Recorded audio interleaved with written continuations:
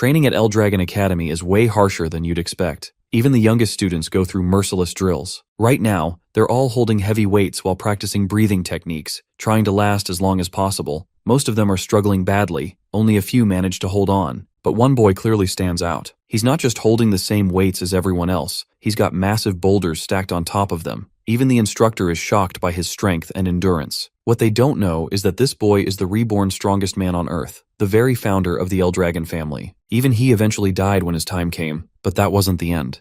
He opens his eyes in his new body, the body of a baby. The fact shocks him that he is a baby. There were other babies present as well. From his observations, he deduces that he must have been reborn into the Dragon family once again, as they are all housed in a separate building. Just then, there comes the Dragon maids with a trolley with a strange red liquid. Among them is a goblin, whose presence immediately raised the hero's suspicion. The maids first forcefully feed the goblin that liquid, causing the creature astronomical pain before it explodes into a bloody mess. This test shows that the concentration of magic in the liquid is high enough, a perfect sweet spot. The maids promptly start feeding that diluted strange red liquid to everyone. The hero couldn't really understand the situation, and as his turn comes, he realizes that the liquid isn't milk, but it's something overflowing with a terrifying magic power. This is ancient dragon's blood, and they are making them drink it. Instinctively, he needs to spit it out, and he already swallowed a little. As the other babies are doing, he needs to do the same and spit the liquid out before he explodes. But he again thinks about his choice and decides to absorb all this magic power, which will help him reach the true peak of martial arts. He might even surprise his past self. With that in mind, he drinks all the liquid, claiming that they should never have underestimated Gilfus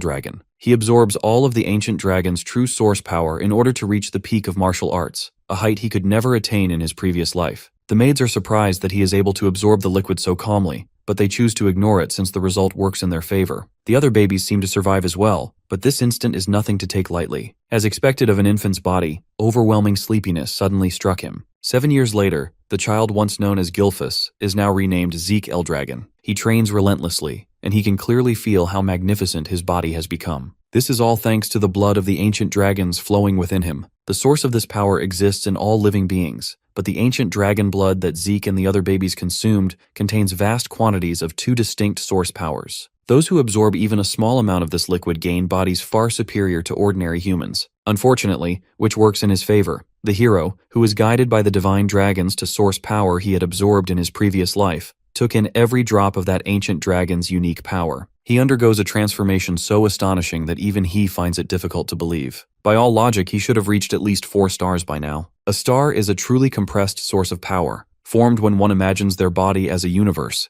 and allows a star to float within it. However, each additional star becomes increasingly difficult to form, and the more stars one possesses, the greater their strength. The hero has reached the unmatched rank of 10 stars, with the only one in the world to ever do so. It has been 7 years since he was reborn. His mother has already passed away, and his father never showed up. Being reborn thousands of years into the future shocks him, but what irks him more is the reality of this era. A millennium later, the world has become a place where the strong devour the weak. Well, isn't that 2025 in a nutshell? The clearest example of this is the dragon's trial ritual. Only the babies who survive are allowed to train as warriors of the Dragon family. Throughout these years, not a single obstacle has been able to stand in the hero's way. Zeke tries to investigate the combat training in his family, but the maids have nothing to say, more like they aren't allowed to say. The maid he interacts with is a 3-star fighter, which is enough for basic combat training. He feels exhausted having this bare interaction even after living together for 7 years. Later, he goes towards the forest and eats the poisonous herbs as a part of his training. He first senses the presence of someone and notices an angry boar with a black mist around it, which didn't exist 1,000 years ago. Soon enough, they get into a fight and he slams the board with a powerful punch. The damage seems surprising from someone at his level, 1 star, but the quality of a star is what really matters. The hero takes his leave with a boar and decides to go on a journey. Unbeknownst to him, a strange man has been hiding nearby. He witnesses the fight and immediately realizes that Zeke is no ordinary child. Not only does Zeke defeat the boar with ease, but he also notices the man's presence. However, as the child of the family head, Zeke is not permitted to leave freely and remains under constant surveillance. The stranger grows interested in him. Later, the hero overhears a group of warriors discussing something. He enters the room asking for their interest, to which they explain that they have come to retrieve Zeke, and he needs to take an examination, which makes the hero furious. He thought he was returned to the main family, but they take him to the dragon's nest for the examination. This is the Eldragon family's own exclusive educational institution that they established during that millennium. Everyone has to enroll in this academy at the age of 7, who has been born into this family. And today is the day of the entrance examination, and the hero hasn't been taught a single thing. The hero holds his head, knowing the test is mandatory. Zeke appears visibly exhausted, prompting a child named Langus from Old Scale Village to interrupt and speak to him. Zeke finds Langus timid at first, but he quickly realizes that the boy possesses courage beneath his nervous exterior. Zeke introduces himself in return. As the hero explains his worry towards the exam as he doesn't know what would be the content,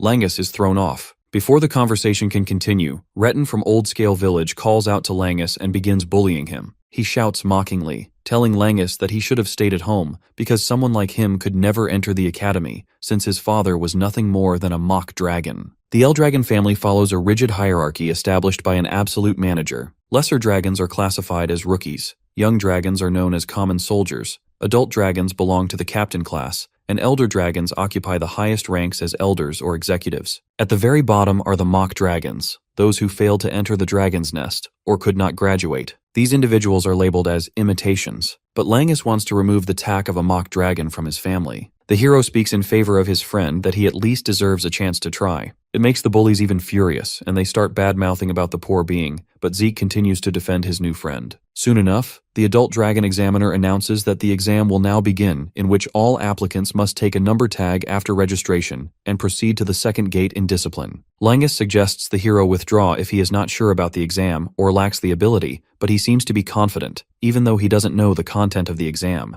The first test is to scratch the rock, and the one who manages to do so will pass the test. Only provided weapons can be used or the individuals can go with bare hands. The students have 3 attempts. Zeke finds the test way too lenient, which shocks his friend because he thought the exam would be of a terrifying level. The test begins, and Langus starts panicking while our boy is sitting calm. The stone used in the test possesses regenerative properties, allowing it to repair any minor damage almost instantly. Furthermore, any attack driven purely by brute force is reflected back with hundreds of times the original impact. Langus explains that one must properly circulate ether source power within the body during the strike in order to leave a scratch. The hero understands that this quality is more of the handling of ether source power than martial skills. Most of the students seem like they can pass the exam, including the bullies. There are consecutive disqualifications of the students going on. Finally, it's time to test the hero, and he refuses to take any weapon. They ask the hero if he's sure going with his bare hands, to which he agrees. Everyone starts discussing him, thinking he will eventually fail the test while Langus is concerned about him. As the test began, the hero carefully analyzed the stone. He realized that the rock must have formed over 1,000 years ago, as he had never encountered such a mineral before. Just then, he raises his fist, and using his full power he smashes this regeneration stone with his Dragonslayer combat technique form and passes the exam. The crowd suddenly got silenced as the results were unexpected for them. Langus is filled with pure joy along with surprise. Standing nearby, the examiner narrowed his eyes, wondering if the hero might be an illegitimate child of a powerful house. After all, only warriors of 4- or 5-star rank were capable of such a feat. As a reward, the hero was handed a green potion, though he was uncertain of its significance. Later, Langus explains to him that he got a healing portion of a normal grade. Zeke wonders if this could be elixir, a potion made from extremely rare materials. It contains unique herbs with pure elixir core and from divine and phantom beasts who are so rare to find. The potion healed both old injuries and recent wounds while dramatically boosting one's ether. Due to its scarce ingredients, it was incredibly difficult to refine and almost never appeared on the market. Langus added that the potions produced by House Dragon far surpassed those sold in ordinary stores. The hero feels astonishing while his friend keeps on praising him. With that, the bullies also passed the exam, and it's Langus's turn. He chose to scratch the rock with a sword and failed to do so. It's his last attempt, and the bullies are already starting to abuse him, mentioning how it is very expected from a half-dragon.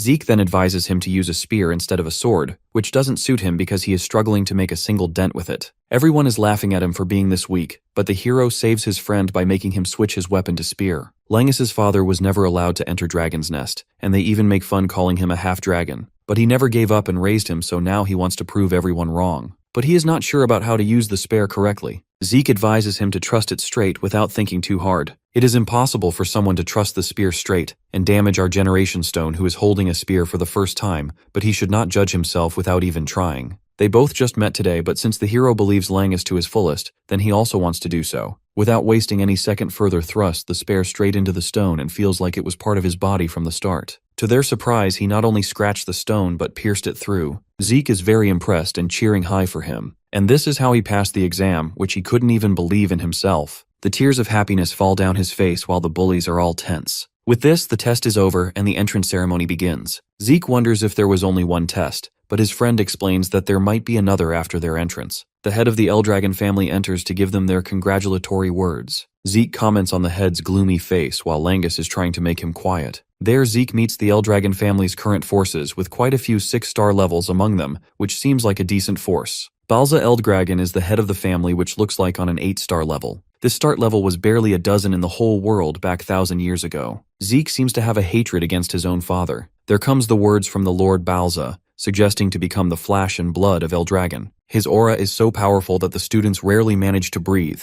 Everyone is crushed by his strong pressure. The hero realizes that he couldn't stand him. Just then, an elderly dragon praises the Lord's gracious words, claiming that these are all just a matter of wording, while everyone is feeling relief by changing the atmosphere. Soon enough, one of the warriors informed them that the dormitory assignments will now be announced, and those who are called should move at once. Zeke is curious if they are not going to the same place, on which his friend explained that there are 4 dorms in the Dragon's Nest. Students who are allowed into the building are assigned to one of the 4 dorms: East, West, North, and South. Zeke has assigned the East dorm of the Dragon's Nest. He roams inside the dorm, struggling to find his room, and finally reaches and presents a warm greeting to his roommate. Surprisingly, he has Lingxi as his new roommate, and they both seem happy. Zeke seems to have no plans for today, and his friend informs him that the training will start by tomorrow. Because the hero didn't know about it and was not paying attention to the announcements, his friend scolds him. The hero was planning to ditch this boring place and go on a trip, but the regeneration is stone, the healing portion an alert. My interesting things came across his way, so now sticking with Eldragon House for a little longer doesn't sound bad to him. 1 month has passed now. There is a training session going on which helps in teaching the dragon's breath, and this method is made by the 15th head of House Eldragon. Some of the students have already mastered this technique, like Lady Laika, who seems to look like a 2nd star. Then there is Zeke with his extraordinary skills and 0 teachings, which make the trainer wonder if he inherited the head's powers. The Dragon King's breath technique of the hero was modified and passed down as Dragon's Breath. These techniques are ways to drag ether from the air into a body and calculate it, which can help in enhancing one's ether. How well they work is influenced by the user's skills, and this is the reason each noble house refine its own style and guard the finished techniques. But if this technique only works while standing still, it is useless for the hero because his previous Dragon King's breath technique let him use ether while moving without breaking breath, and its effects are huge. But since it is the difficult one, so a few inherited it. The hero simplified it so anyone could use it to make their clan stronger, but he never thought it would evolve and survive even after his reincarnation. Later, during the dinner, Zeke suggests Langus to eat, or else he won't get stronger because he is weak and he needs to train harder. While he was thinking about how some of them are well trained, Laika interrupts the hero, mentioning that he was amazing earlier. Langus gets super nervous and informs him that she is the head's daughter. Being truly unbothered, our boy mentions that he is also the head's son. He keeps ignorantly answering her questions while advising Langus to eat food rather than spacing out. This makes her excited, and she offers him to become her subordinate, because being an illegitimate child, he needs allies. She wants him to help her become the next head, and in return she will reward him generously, but calmly refuses the offer. Even when she tries to bribe him with the head's potions, he rejects. Laika can project her ether outside her body, which is pretty impressive to achieve at her age. He aggressively informed Laika that he has no interest in being the head, and will not serve anyone because he's the strongest. Laika offers him a fight, and everyone reaches the training ground to witness the fight. Zeke realizes that things turned out to be serious, while Langus informs him that she's not only Lord Balza's daughter, but also has Typhona blood, one of the 4 great houses backing Eldragon. Like other kids, she is a genius, and just 7 she mastered every form of her house. Unfortunately, this is new to the hero because he only knew her as the head's daughter. But still, he seems confident, and not knowing things make him even more excited, even though his friend keeps on insisting that he doesn't stand a chance in front of Lady Laika. Both the fighters are more than ready. Zeke asks her the reason for which she is forcing on fighting him. It is because she wants to be the next head by defeating him, and claim the seat to make him serve under her. When the hero seems clueless about his own family, Laika asks him if it, because he is illegitimate, and explains that including her, there are 5 heirs competing for the next head. Everyone carries blood from one of the 4 great houses of Eldragon except him, and in order to secure her place, she wants to defeat him right away. With that, she swings her massive sword like it's nothing, but the hero effortlessly dodges the attack. Her strikes just keep getting faster and everyone understands that this is what it means to be a child of the head. Laika keeps throwing her attack while Zeke is continuously dodging them without pulling any effort. Langus is also surprised. The hero praises her unexpected fighting styles, but she insists him to keep on fighting. He does it accordingly and throws a punch, taking her down, wondering why she can't manage to land a single hit on him, to which the hero confirmed that she is far quicker than most of the 1-stars he have ever met, but in the end, she is still just a 1-star. He further explains how he observed her breaths, the twitch of her muscles and the shape of her eyes to track her movements, and the rest is just experience. Laika isn't ready to give up and again strikes him, but instead ends up getting slammed. He is impressed how she gathered true source power in her core to withstand that blow. When Langus tries to interrupt, Zeke suggests he should stay back. Just then, that lady reaches 2-star levels, which seems obvious by her aura. At this level, one can project through source power outside the body, shaped for martial arts, and that projection is called aura. According to her, it is the hero who helped her break through to 2-star level, so now he doesn't stand a chance. With that, she throws up a fast and powerful hit, which eventually the hero couldn't manage to dodge completely. Now the hero is facing a different style of true Thunder Spirit Greatsword Arts, which makes him even more excited. Laika uses her Thunder Grade technique and a Thunder Light Flash Strike. At first the hero seems to enjoy it, but later realized that her level is way too much and that much lightning will be hard to handle in his current estate. It's just 1 star that makes this much of a difference between both of them. Her movements are simple just like before, but the instant she turns to a 2-star level, that Thunder Spirit Great Sword Arts explode in her power. She was fast, but she is faster now, and the strange part is the lightning trap around her body, which was impossible to achieve 1,000 years ago. The hero cannot counterattack because he is uncertain about that power. The hero has a lot of confidence as he is still smiling in a situation like this. This irritates his opponent the most, and she keeps answering her lightning strikes towards him. Still, the hero is standing on his feet. As Linksy insists, Laika decides to stop if he surrenders and swears loyalty to her. Since the hero refuses, she claims to use every inch of power in order to end this fight. With that, there comes a Thunder Spirit, the first secret art technique, Heavenly Thunder, and the hero is laying helplessly on the ground. The match is declared to be over, but to their surprise, Zeke again stands up, hitting an electrical strike, making his opponent curious. He explained how he was purposely taking her hitch in order to study them, and somehow he can use them as well. While he was taking those attacks, he kept using his Dragon King's breathing technique, which reacts with her lightning energy. Lightning starts generating inside his body, and he can control it himself without even realizing. He doesn't know much of the details, but according to him, her entire clan has a special constitution, and he receives a great lesson by fusing both the techniques. On top of that, thanks to Laika, he also reached the level of 2 stars, and the fight isn't over yet. Zeke seems to experience the extraordinary traits of strength, and will soon get his understanding on it. Langus is tense, witnessing the true strength of the heads, and even Laika's lightning hits are not reaching the hero. The fight is going on between the two, and after a while, the hero decides to end it by creating a new technique or a special form. While his opponent is lost in thoughts, he decides to take the charge and uses his special form, Dragon Slaying Arts, to strike a blow and takes her down in an instant. The fight was fascinating, and Laika is now in disbelief at her defeat because she even needs to surpass her brothers in order to become the next head. The hero is impressed and praises her skills with a smile. He even motivates her to learn new things since this isn't the last time, and she has to fight him again. Zeke offers Laika another battle some other day, while she considers him as an unbeatable individual. After a few hours, inside the fissure, Lord Balza restraining his Dragon Combat Arts first form. Just a word interrupts him, reporting about her daughter that she reached at level 2 star, which is quite fascinating at her age, and at the time of their graduation she can reach at level 4 or even 5 star. The Lord is still not bothered and orders him not to waste his time and talk to him when she can use the talent herself. The soldier informs him that she is recently defeated, and the one who defeated her is his own son, Lord Zeke. Balza understands because his mother also has the talent for battle, but she was long gone by the time he was born, so it is the curious part that who could have taught him skills strong enough to defeat 2 star. But he gets informed that Lord Zeke reached this level on his own without any teachings. In this case, Lord Balza commands to begin the first trial, which is premature, and most of the students haven't even reached the 1st star level. But according to him, that is equal for every individual no matter if they have trained or not. Those who cannot survive the first trial have no future, and he declared them to be unworthy of Eldragon. He commands to summon Freya back to oversee and conduct the trial, and have her keep a close watch throughout. The next day, there is a usual training going on of Dragon Combat Art. The hero is mastering Ibuki Dragon's Breath, which was developed by the 15th generation and called a combat art, but in essence it is a body enhancement technique well constructed, so even children can learn it easily. Langus asks him, and he is not training, but the hero has already mastered it. He is surprised because it was only taught just a few hours ago. Zeke asks him to turn around and develops a channeling route to transfer his energy. His friend is impressed and thinks that this training might be boring to him because he has already defeated Lady Laika. Dragonslayer combat technique is an overwhelming power along with the spatial form bond within the hero from the battle with Laika. He believes that the final form also exists, which can slew the divine dragon itself. Zeke is curious about how these dragon techniques can be handled. Since the hero has mastered all the dragon combat art techniques, he is back on usual physical training. Just then, Langus requests him to provide training because he wants to grow stronger, and the hero agrees because he takes his friend as someone worth teaching. Soon enough, Laika also requests him to train her as well because the way he overwhelmed her in the fight earlier makes her want to get even stronger to surprise her brother and the hero himself. Zeke agrees on training her as well,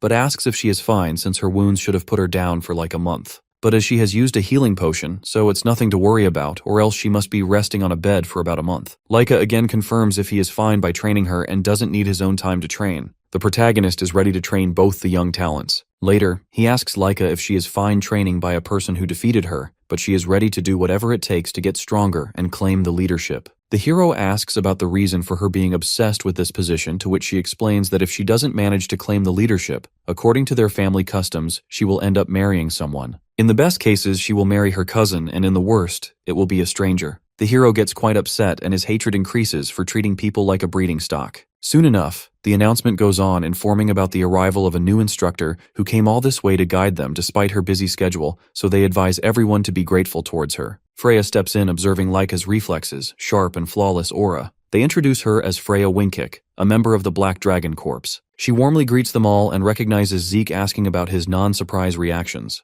The hero confidently mentions how there is nothing to be surprised about and mentions her intriguing skills, which makes Freya understand why the head was so concerned about this boy. The hero is taking interest in her martial arts as there is no sound even from her boots. Later, she advises everyone to pass her test in which they have to take these crystal orbs and spend 1 month on Poisonous Dragon Mountain. It is the home of countless venomous beasts, and even brushing against a single poisonous weed can kill anyone instantly. Zeke used to train there in his past life. If their crystal orbs breaks or goes missing during the task, that student will immediately going to disqualify and initially get expelled from the academy. She advises them to control their breathing with dragon breath technique, and as long as they keep the orb intact, they will be fine. About the monsters, she suggested killing them, or else there won't be any food for them to survive a month. The students have still 5 days left in which they can each choose and learn one of the Eldragon family's basic martial arts, and survival will become easy for them once they get a fighting style. But for the ones who couldn't manage to train in these 5 days, she isn't responsible. Children throw an innocent question about if she will help them in danger, but as expected from Eldragon family, only the strong remain, so if someone can't win, he or she will simply die. Panic spreads when the students, while the hero is wondering if this family has changed this much. Just then, Freya distributes the manual for each weapon. While Langus is struggling to choose his weapon, Zeke advises him to pick a spear, the one he used in the earlier test. He even suggests Laika picking an axe, which will cover what she's lacking. After that, Freya advises everyone to train as their life depends on it, or else they will die. She further informed that during their test, the upperclassmen will try to steal their orbs as part of their task,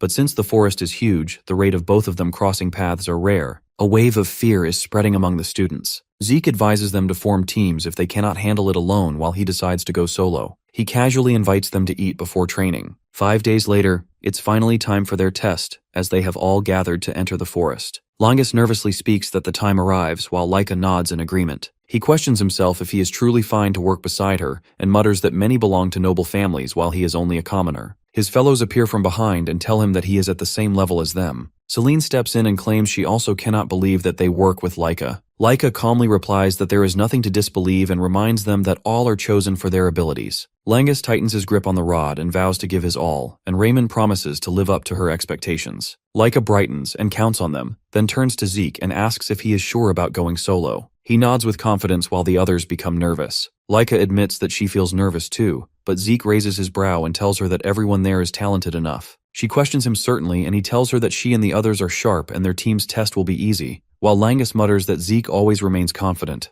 The new instructor steps forward and draws their attention. She observes them carefully and praises their group formation, and stating that teamwork will ensure their survival. She asks for their crystal orbs and explains that each must protect their own until the 1-month trial on Poison Mountains, as all orbs are identical. Zeke wonders if losing one means they can replace it. Freya continues and explains that on the mountain, they will face upperclassmen who will attempt to steal their orbs. A student asks if any of them have not reached the 1-star level, while another student claims that the task sounds easy. Freya commands them to proceed to begin the exam. They rush toward the mountain. Laika turns to Zeke and tells that she will meet him after the exam, then commands her group to move. Zeke waves calmly and Freya questions if he is not nervous. He smiles faintly and replies that he is fine, then steps forward as she watches with quiet curiosity. As moonlight spreads, an officer beside her questions if the exam is too harsh for the students. Another officer agrees and says the group still lacks combat experiences and wonders how many will truly endure. Freya assures them that the monsters on the mountain are not too strong and the teamwork will help them survive. The officer nods in agreement and Freya mutters something about releasing something. He asks for reassurance, but she brushes it off as nothing, then commands another group to head into the jungle. As the team moves ahead and spots a lone student, one archer immediately fires an arrow, but Zeke catches it easily and smirks. They look in disbelief and murmuring in confusion, but before they can react, he dashes forward and gestures for the real game to begin. Celine thrashes the monsters with her full force as another creature leaps from behind, but Raymond raises his shield and strikes through it. Lannis charges forward with his spear and pierces another monster. Laika praises them, and when they glance at her, their eyes widen at the sight of a pile of dead frog monsters around her. They claim that she truly cleared too many by herself. She chuckles softly and remarks that her 2-star level surely helps. She adds that both of them have gained 1 star since the week, while Langus lowers his head, but others encourage him, telling him that he will earn his star soon. Laika agrees and states that defeating the monster frog without a star is no small feat, and praising his flawless spear work after training with Zeke, then commands them to head back before nightfall. As they near their base, Laika halts upon seeing a senior student waiting ahead. The senior smirks while Laika questions if he has some to steal their orbs. The group tenses and Raymond lifts his shield. The senior nods and claims that the test itself is to steal orbs and admits he did not expect to encounter her base first. Laika warns him to leave before they kill him, stating that he cannot face them alone. Before she acts, 3 more seniors appear from behind. The lead one unsheathes his sword and strikes at her, ordering her to surrender. She dodges and the others rush forward.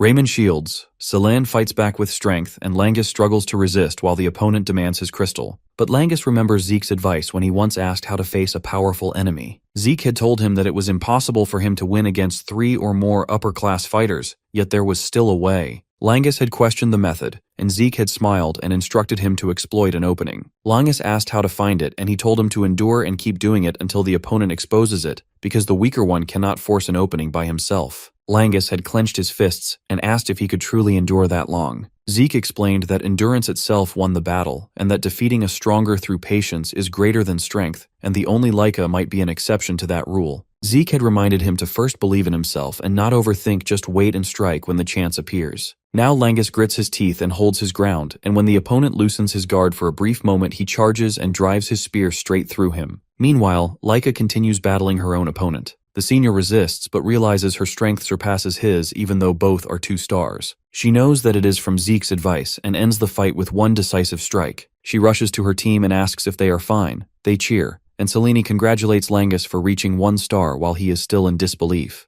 Laika smiles and remarks that with everyone holding stars now, they can survive the exam, and wonders aloud what Zeke's might be doing. At a distance, a girl from the last group runs, trembling and questioning what kind of monster he is. Around him lie bodies of the rest of the members, and Zeke stands among them. The scattering upperclassmen are running away screaming to save their own lives. They've encountered a literal monster, one that casually took them out. Meanwhile, our boy is chilling, calling them cowards for running away. Bro basically said, "I'm not trapped in here with you, you're trapped in here with me." The kids are running faster than Usain Bolt just to escape an inferior first year. They were the one who were supposed to hunt him, but the turns have been tabled. One upperclassman slips and falls. It's like a horror scene as he watches Zeke chillingly ordering him to stand up and at least try to fight him. His golden eyes glare into this kid's soul, making him regret his life's every decision. It's so bad that the kid ends up fainting out of fear, and I imagine Batman's glare must feel the same for his enemies. Zeke is a little disappointed how easy it was for him to dismantle the group, even though they were acting so Sigma and tough at the beginning while jumping him. Noticing someone spying on him from a spot, Zeke calls this person to come out already. Seeing as they refuse to come out, he takes it as a sign that he isn't breaking any rules and is free to do anything he wants. Anyway, the person who is spying on him is revealed to be an upper dragon captain. This guy is stunned to see a mere first year wipe the floor with his upperclassmen, and the same kid even managed to call him out for spying on him. Intrigued, the captain intends to report the situation to his leader. He returns to the scarlet-haired beauty who demands a mission report. Her men start off from the very beginning. In 1 week of the test's duration, 32% of the kids have dropped out. But the ones who survived are quickly adapting to their environments, which means the numbers won't stoop lower than that. But the moment she asks about the condition of the upperclassmen, her men hesitate for a response. The same guy who observed everything reveals how the upperclassmen are running for their lives. The instructor is starstruck with his words. It just seems so baffling because there aren't any monsters beyond the level of the upperclassmen to threaten their lives. So the big question is, why are they running? The guy blurts out one name, it's Zeke. He has become the catastrophe, the demise of the upperclassmen, single-handedly hunting them down like insects. No one wants to be around him anymore. He's cutting them relentlessly, and he's on the chase instead. It's a situation so abnormal that they've never seen anything like it before. Even when it comes to Zeke being the son of the patriarch, the kid is crazy. He's not just a prodigy, he's a generational talent, one that can be classified as a literal monster for his age. Even the instructor remembers their brief but weird interaction, realizing that his strategy from the very beginning was to move alone, knowing that he'd unleash hell upon his victims. To be put it simply, Bro never even entertained the idea of being hunted. He was thrilled to do the hunting instead. Her factual glazing of Zeke entices the members of her squad, until suddenly they notice the arrival of something they've been waiting for. Freya tells the laborer to unload it on the spot, while the rest of her squad members start to question what the fudge is up to now. This woman is consistently increasing the difficulty of the exam, and intends to release some kind of monster at the 3-star level. Not even the upperclassmen should be able to withstand it. The sadistic mommy assures them that she made certain adjustments. First of all, it is conditioned to only target students of the 2-star level or beyond it. This means the kids without a star or even with 1 star won't be affected. But the big question is, why is she doing this at all? Interestingly, Freya reveals that it's a direct order from Lord Eldragon, the head of the family. She's genuinely curious about the outcome of this exam, especially concerning the so-called monster that Zeke has become. She wonders if the kid can handle something of this caliber, and instructs her men to release the creature by dawn. Dawn does arrive. Langus and Celine instantly sense the ground trembling. Lady Lyca's sharp instincts inform her that something is coming, even nastier than the upperclassmen they faced. At first, Langus assumes that it must be some kind of large monster, but Lyca knows full well that whatever it is, it's terrifying. The rumbling of the ground continues, startling the students as they all begin to worry. Lyca immediately realizes that the tree behind them is toppling down, so she roars everyone to move out the way. Luckily, she was able to protect Celine, and Raymond managed to guard Langus, making sure none of them got any injuries. Shaken by the sudden collapse of the tree, Lyca grips her sword to challenge the threat, while Langus and the others stare at the creature with fearful eyes. The towering monster before them is a terrifying stone golem, one that they'd never thought they would encounter on the mountain. I love how this is the isekai version of getting out of syllabus questions for your exams. Meanwhile, our boy is in a completely different location, sitting on top of monster corpses and unconscious upperclassmen. True Manhwa fans will remember that one familiar scene with Arthur from the beginning after the end. Anyway, this guy is bored as hell. He's so strong that no one can match up to him, acting like he's the Gojo of this exam. But then, suddenly, he senses an ominous presence in the distance. This isn't any monster, it's something higher than the 2 class levels, which makes him wonder if the instructor is trying to send him a coded message. Still, it's weird to use this creature against the kids who are only 2 stars at best. Besides that, Instructor Freya should have informed them about this at the beginning of the exam. But then he realizes that this sadistic woman released it on purpose, making him wonder about their plans. However, this is the perfect chance for him to cure his boredom. Motivated, Bro jumps off from his pile of victims and makes the 3-class monster his new target. Unfortunately, he's going to have to spend a while going there since it's far away from his spot. Back to the golem onslaught, Celine tries to slash the stone monster with her sword, and of course doesn't seem to get any form of damage on its hard body. She doesn't have a single scratch, but somehow Raymond thinks he's the main character and whacks his shield. Again, no scratch at all. Finally, Lady Lyca goes all Zenitsu mode and activates her lightning-style Thunder Flash technique. That ultimate move just now barely chipped the creature. This confirms that only the attacks filled with aura can damage the golem's outer shell, which means anyone below her ranks is practically useless here. Langus begs her for a plan while she rallies them up, explaining her ridiculous strategy to play decoy to distract the monster, allowing them the chance to escape. None of them want to follow this plan because it means she'll be left behind, but Lyca basically calls them weak-ass NPCs who will only get in her way. She managed to do a tiny amount of damage even after landing a powerful aura attack, which means the rest of them can't do anything with their power of friendship Naruto mindset.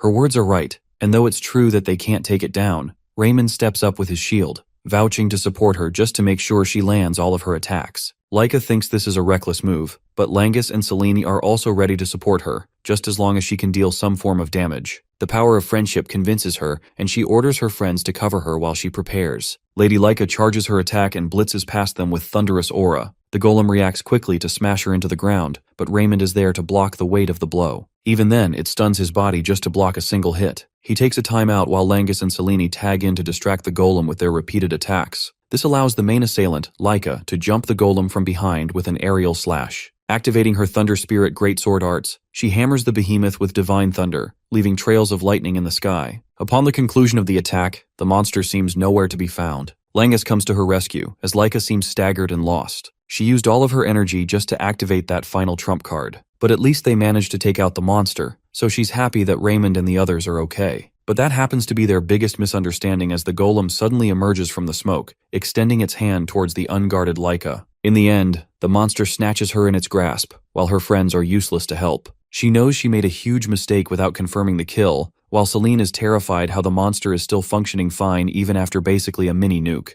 Langus wants to play a hotshot and charges in with his spear to help her, but the golem casually snatches her away, causing Langus to scream in worry. Suddenly, a gigantic tree is tossed all the way from the sky, whipping its way towards the golem. The monster is smashed with the weight of the tree, simultaneously freeing Laika in the process. Langus and his party take her to exit the dangerous area, not knowing what the hell happened. Zeke arrives with his special entry, joining in all the fun. He doesn't even care about his friends and feels ecstatic for his next victim's demise. Before all this happened, he could spot Laika's momentous final attack from far away. He knew that her group was trying to defeat the monster, but found himself severely limited to reach them in time. In his prime Kobe Bryant era, he would have instantly teleported with insane speed. Even though Laika's group is pretty good, they just can't beat a 3-star monster. It's more like a game of survival for them, a countdown until they get wiped out. Knowing that he couldn't run fast enough, our boy decided to experiment something new. Carving his fingers into the heart of a tree, he pulls it straight from the ground, showcasing insane levels of strength for a child. Then this kid sends the tree flying to God knows where, hoping that it probably becomes a ballistic missile and hits the monster. Zeke felt really good about what he did just now, because this tree-throwing technique is actually something much deeper. He talks about the dragon nurturing arts. The L-Dragon Combat Manual is given to students before taking the exam. It's an ordinary technique booklet, and it's not really a proper style, but a guide to unlock more efficient strength. The good thing is that it proved helpful to Zeke, because in his past life, he took advantage of long-range attacks as the first head. Anyway, after tossing that tree, Bro started running again. Back to the present, he greets his friends who are shocked to see him. Langus reminds him about the dangerous golem coming here to kill them all. But instead of running away, Bro feels amused to challenge a powerful monster. Interestingly, the creature doesn't seem to boast any form of life force despite having a presence. While he's casually holding a conversation, the 3-star behemoth whips a powerful punch in his way. The punch slams Zeke head on, but here's the kicker. This kid catches it with a single palm. Thanks to his genius battle IQ, he can tell right away that the monster won't be affected by normal-based attacks, and though he could easily wipe it out with aura, he doesn't want to finish things so soon. Laika watches him practically toy with the same monster that gave them a run for their money. Anyway, the golem attempts to slam him with both hands, causing Zeke to reflect on the monster's incredible speed even for its enormous size. He ends up successfully blocking the slam, feeling some level of mild discomfort in the process. Zeke tells his friends to stay out of the fight as they could get hurt, causing them to flee from the area. Now that he doesn't have to worry about going all out, Zeke shifts his weight and ends up flinging a monster 10 times his size. He still has to take care of the creature's hard shell and wonders if the golem is just as sturdy on the inside. In order to test his theory, he powers up a punch and blazingly hammers it on the golem's body. This move is Form 1 of the Dragon Destroyer combat arts, which he combines with a second style burst to pulverize the golem's interior. The burst aspect of his technique doesn't just focus on breaking the shell, but actually crushing the creature from the inside. And just like that, with a single move, Bro one-shots the creature, having gained some level of fun from the experience. A month passes after the conclusion of the exam, and we arrive at the main estate of the L-Dragon family. Here, Zeke is summoned much to his annoyance. He reflects on the conclusion of the earlier exam, as nothing significant happened after the golem incident. Zeke's 7-year-old class members ended up dropping down to 70%, but the members who survived became familiar with death and ended up achieving the 1-star level. Shortly after the test conclusion, Zeke was forcefully summoned to meet the patriarch, his father. While walking through the hall, he mutters his annoyance while Freya reminds his dumbass to give the patriarch proper respect. She rants off about how he behaved in the exam and basically spelled his own doom in the process. But our boy doesn't understand what she means by that. He didn't do anything wrong. Freya roars at him for obliterating the upperclassmen's test, attacking them and hunting them down when it wasn't really required. Because of that, not a single one of the upperclassmen managed to acquire an orb for their personal test. They even have to retake the exam. That's how bad he ended them. Freya is frustrated with his actions, and begs him to fix his disrespectful tone when he meets the head, as the two of them finally arrive at the Patriarch's door. The reason she keeps lecturing him to tone down and be humble is because if he doesn't do that, he will literally get eviscerated from existence. Lord Eldragon is a ruthless man with zero regard for children, and Freya doesn't want Zeke to get slaughtered like that. Even our boy feels intimidated after hearing that. Before entering his chambers, Freya announces her rank and mission intention. He allows her permission to enter, so the two of them go inside. Our nonchalant midget stares at the man sitting at his desk, his first encounter with the head of the family. Lord Eldragon is mildly annoyed, and without even extending his greetings, the dude straight up demands to know why the kid attacked his upperclassmen. Responding casually, Zeke expresses his annoyance, questioning if he broke any rules by attacking. His response baffles the Patriarch, while the boy continues to argue that the only condition of the exam is to survive 1 month with the crystal orb intact. No other details or conditions were mentioned, so he followed what he was tasked.